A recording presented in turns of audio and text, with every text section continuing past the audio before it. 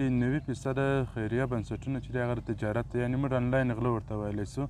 که کمر بنسټ دی کمر بنسټ کندهار ته هم راغلي وو چې اوس هم د پنجوایي خلک شهیدان دي دوی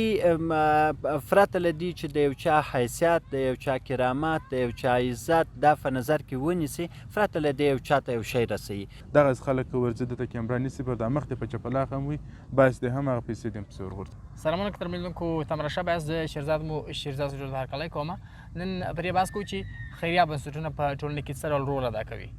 خیریه بنسټونه په څه معنا دي او کومه یو ښه تګلاره ده چې خیریه بنسټونه هماغه طریقه باندې مخته ولاړ سي دوه قدرمن میلمانه ښاغلی کمالدین سپان د ژورنالیزم پوهنځي لیسانس او خبریال ښاغلی قدرت الله سلطاني د حقوقو او سیاسي علومو لیسانس او خبریال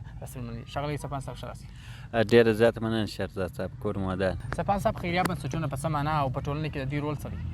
ډېره زیاته مننه شهرزاد صاحب خیریه بنسټونه چون له نامه څخه معلومیږي چې دوی خیریه کارونه کوي یا هغه نهادونه یا هغه ادارې چې پرته له کوم امتیازه نورو ته هغه توکي چې دوی ته راغلي یا هغه توکي چې دوی ترلاسه کوي هغه نورو ته ورسوي نو خیریه بنسټونه په دې معنا خو بدبختانه زموږ په ټولنه کې خیریه بنسټونه ډېر بد نوم لري په دې خاطر چې دوی هغه معیارونه چې د خیریه بنسټونو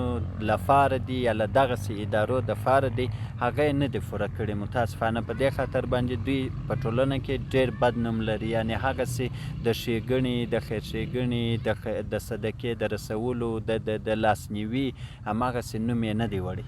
دوی پرته له دې چې د یو چا حیثیت د یو چا کرامت د یو چا عزت دا په نظر کې ونیسي پرته له دې یو چا ته یو شی رسوي چې دا په نړۍ کې هم په انساني کرامت کې هم په اصولو کې هم حتی په اسلام کې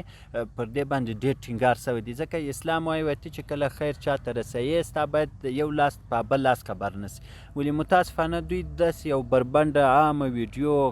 ځانګړې ویډیو یو عکس داسې یو څه دي کوي چې بیا هغه په ټولنه کې په داسې ډول باندې نشریږي چې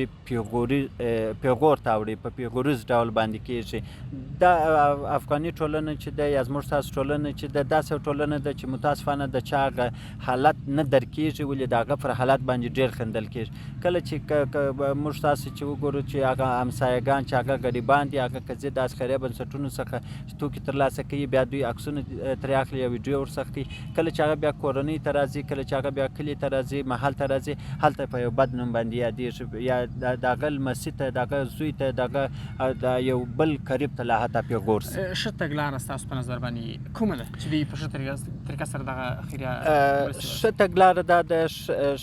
هغه چې اصول مراعات سي څنګه چې د ژورنالیزم اصول دي څنګه چې د دغسې خیریه بنسټونو اصول دي هغه باید مراعات سي هغه اصول هغه معیارونه هغه باید مراعات سي چې هغه کې د چا انساني کرامت ته باید سپکاوی ونه سي عزت ته یې سپکاوی ونه سي حیثیت ته یې سپکاوی ونه سي عکس یې په اجازه واخیستل سي که د هغه خوښه نه وي بیخي عکس وانخیستل سي که د هغه خوښه نه وي باید ویډیو یې ونه سي چون بیا هم د هغوی د هغه د لاسنیوي لپاره چې هغوی ډېر تنګلاسي د دې لپاره اجازه ورکوي چې عکس وسي عکس باید داسې بربند نشر نه سي چې پر عام فیسبوک پر عام یوټیوب پر عام رسنۍ په سوشل میډیا په دې باندې خپور نه سي په دې خاطر چې هغه ته د هغه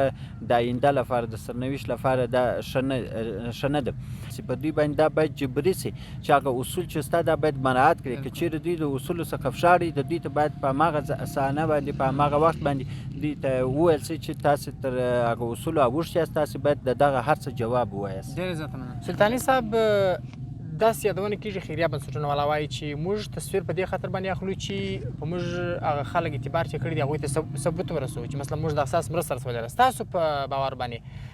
دا لاره ښه ده چې تصویرونه اخیستل کېږي یا کومه بله ښه تګلاره شته چې دوی همالته هغوی ته د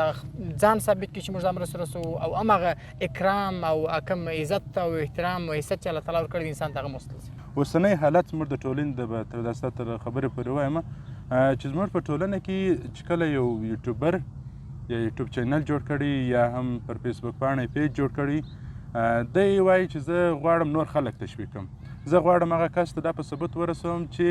مرسته یې کړې ده چې دا ستا مرسته مو تر احمر تر محمره پورې صحیح سلامته ورسوي دوی استفاده جای څنګه دي د دې څخه استفاده څنګه کوي دوی چې کله یوټیوب چینل جوړوي یوټیوب چینل باندې سبسکرایب راولي نو دا خبرې چې په پښتو کې اکثریت عام افغانان چې دي په افغانستان کې یوټیوب چینل سره دونه علاقه نه لري لکه په خارج کې چې افغانان لري هغوی یوټیوب چینل تعقیبوي هغه دوی ویني 10,000 کسان 20,000 کسان 1,000 کسان دا ویډیو ویني دوی ورته وایي چې دا کورنۍ د په زوره یا په ژاړي یا نه په ژاړي نه او کورنۍ اولادونه یې کښېني یتیمان دي دغه دي د چرګ پښې ورته پرتې هغه یې له ځانه سره راوړي هغوی ته وایي چې په څه پخې کوي یو ډول دا صحنه داسې غمګینه جوړه کړي ورته نو کله چې هغه خارجي افغانان دغه حالت ویني زړه یې درد کوي تیار یې پر یوټیوب چینل باندې خپل واټساپ نمبر ورته پرېښي هغوی چې دا پیسې دوی ته راواستي اوس په 10,000 15,000 کسان دي په دوی خو 10 کسه پیدا کېږي چې پیسې راستي په دې 10 کسانو کې یا 15 کسانو کې ورته وایي دا چېرته ضرورت لري دوی ورته وایي $500 یا دغونه چې ورته راوړي موږ به دوی ته خوراکي توکي په انصابي نغدې ورکړو دا به کاروبار په شروع کړي دا کورنۍ نور 10 کسه 15 کسه دا ګرده ورته راواستي دوی دا ویډیو کوي وایي چې صاحب ستا $500 دا ته دا کورنۍ پورې ورسېدل دا ویډیو دغه 10,000 کسانو ته ورسوي چې ستا 500 دا دې ما ورسوه خو دوی ورکړي 500 هغه پاته نو دغه 4,500 هر څو ډالر چې دوی ټول کړي وو هغه له 10 دا استفاده جوی خلک دي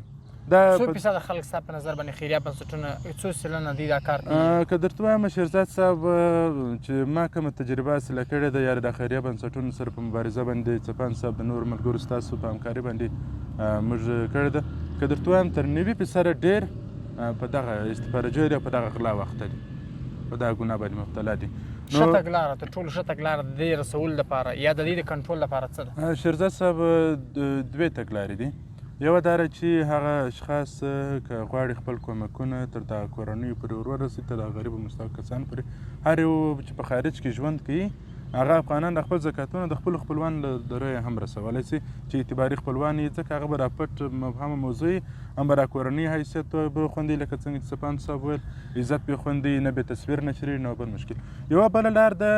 څو انجینرانو دا موضوع شریکه کړې ده راسره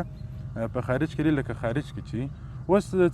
شیرزاد صاحب په خارج کې چې د یو چا تصویر نشري بې له اجازې دا نفر که پر تا اریسي هغه مملکتونه چې پرمختللي هو دا نفر که اریسي چې تا زما تصویر نشر کړی خو د ژورنالیزم اصول خلاف ته شیرزاد صاحب دغه څپن صاحب ورسره دغه دی خو دغه کورنۍ د دغه نفر چې د حیثیت او ابرو اخیسته په رسنۍ باندې چې دا غریب دی یا د سره مرسته وکړي دا تر هغه وخت چې د سړی مړ کېږي نفقه او هغه پیسې او هر څه چې دی پر دغه بنسټ پر دغه نهاد دی چې د تصویر نشر کړی دی هغه دا رقم دی اوس د څو انجینرانو څو دغه چې په خارج کې دي هغوی وایي موږ دغه سیسټم غواړو افغانستان ته انتقال کړو په ډېر بخښنې سره دغه سیسټم چې دوی تشریح کړی دی دا داسې دی چې نیمه دولتي سیسټم دی مرسته کوونکی مرسته اخیستونکی او دولت سره مشلي دا درې نفره سره وصل کوي سایټ دی جوړیږي هغه کس چې مرسته کوي هغه کس چې مرسته اخلي او دولت یا مستوفیت یا افغانستان بانک یا دولت مامور دا سره وصل کوي دغه دوی تګلارې د شیرزاد صاحب چې زه وایم هم به دغه حیثیت او ابرو و عزت پکې خوندي شوی او هم به دغه د کندهاري ټولنه چې د یو ډېره باعزته باشرفه او د